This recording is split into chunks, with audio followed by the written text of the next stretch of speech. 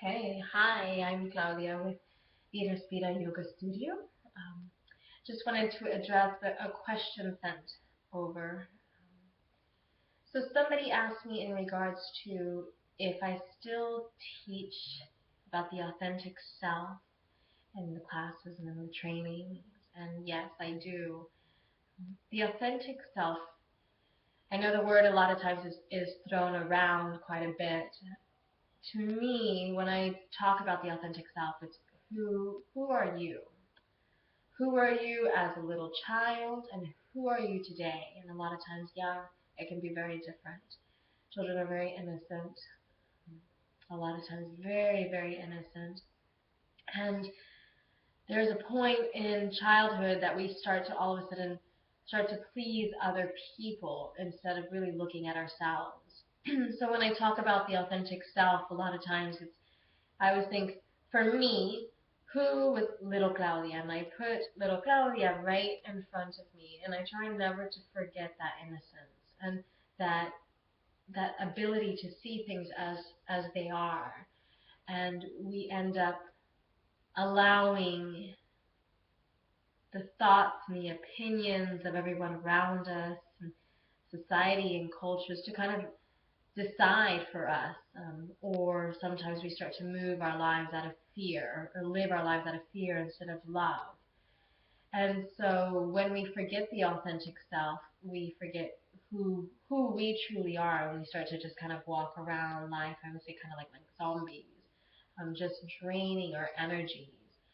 Um, but the true self, one of the things in yoga that we practice is satya. Satya is practicing truthfulness.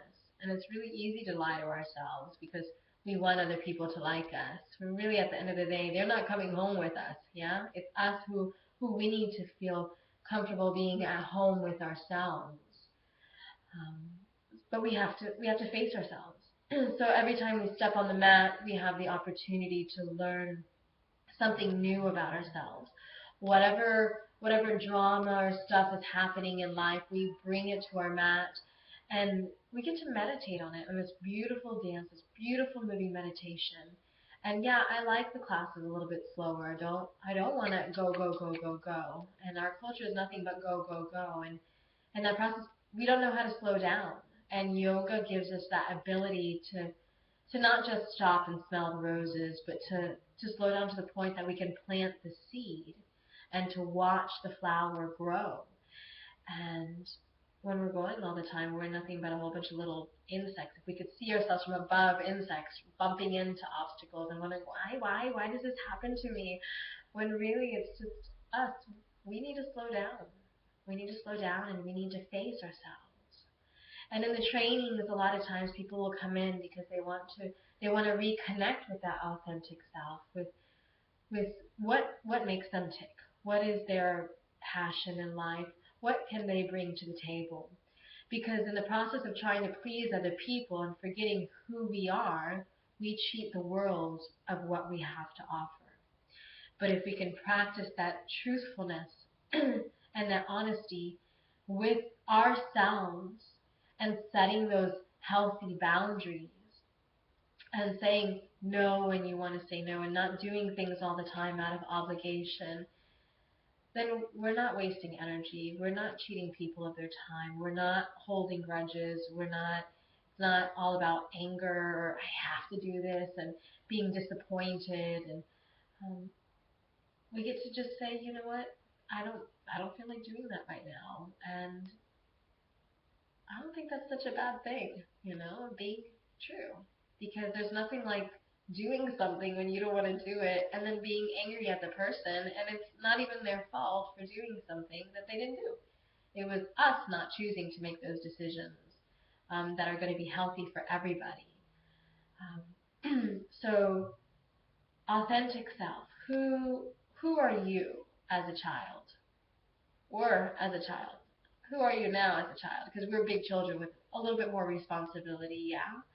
Um, we can choose to make our lives more difficult. And granted, there are things that happen in life that we don't always have control of.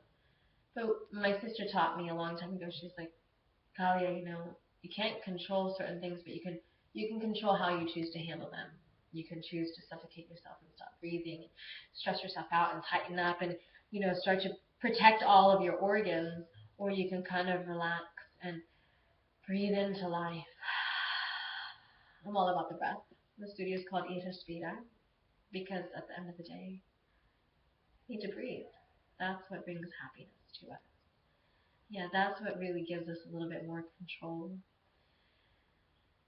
and that inner peace and that relaxation and that enjoyment of life.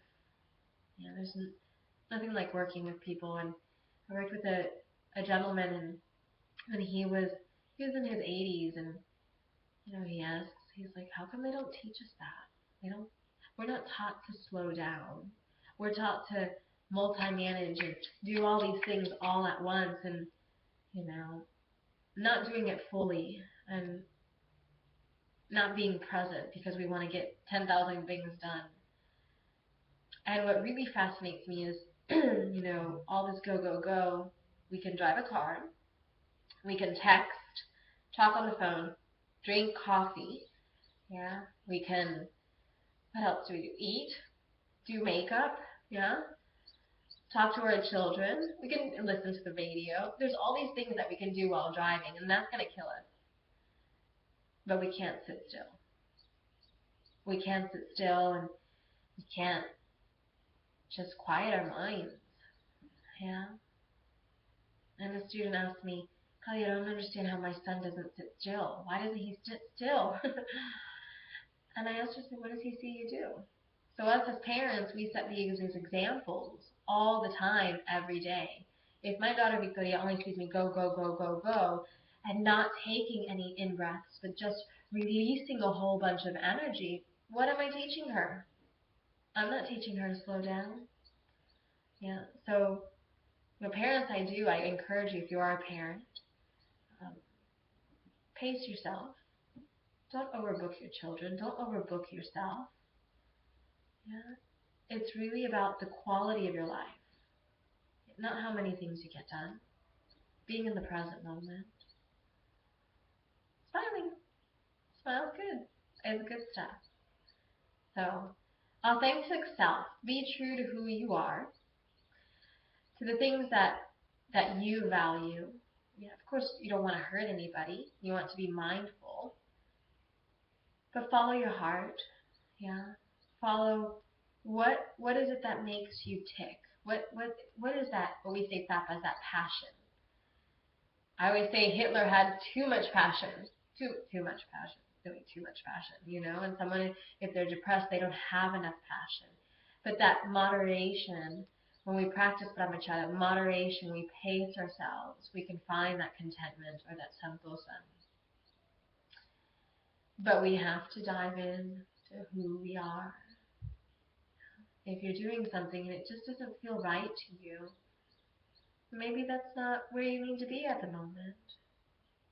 Yeah. Yes, you have to make an effort. If you're used to slouching all the time, you have to make an effort, just a little bit of an effort to sit up tall.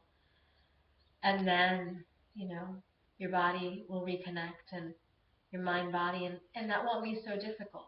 If you're studying a course and you find it a little bit difficult, yeah, maybe you have to step away from it for a little bit and then reconnect to it and see it with new eyes.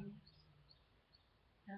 Pace yourself. Set those boundaries. Pace yourself. Take your time. Breathe. Do in-breath. Do out-breath.